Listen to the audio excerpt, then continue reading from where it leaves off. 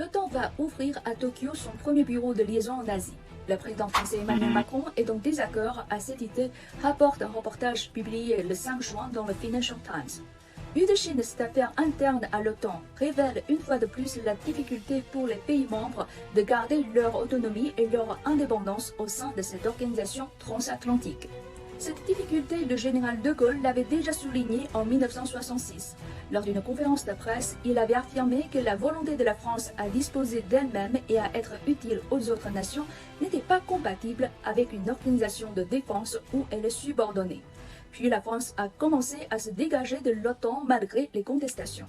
Il a fallu attendre 43 ans, c'est-à-dire en 2009, sous le mandat du président Nicolas Sarkozy, pour voir la France réintégrer le commandement de l'OTAN. Une lune de miel entre la France et l'organisation, certes, mais le miel était empoisonné. En 2021, les États-Unis, le Royaume-Uni et l'Australie ont annoncé la création de l'AUKUS. Cette nouvelle alliance anglo-saxonne a ruiné d'un seul coup 70 efforts français pour vendre 12 sous-marins à propulsion diesel à l'Australie.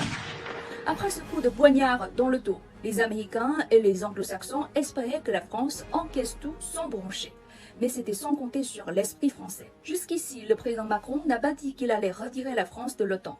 Il a seulement manifesté son désaccord vis-à-vis de l'ouverture d'un bureau de liaison à Tokyo.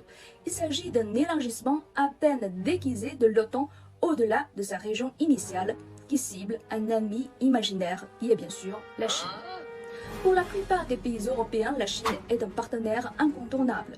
Quel intérêt pour eux de se mêler à une éventuelle confrontation très loin de chez eux et dans laquelle ils ne se sont pas impliqués alors qu'ils ont déjà un conflit à leur porte? Le président Macron a fait preuve de discernement. C'est pour cela qu'il avait dit, après sa visite en Chine, que l'autonomie stratégique était cruciale pour éviter que les États européens ne deviennent des vassaux, avant d'ajouter que nous ne voulons pas entrer dans une logique de bloc à bloc.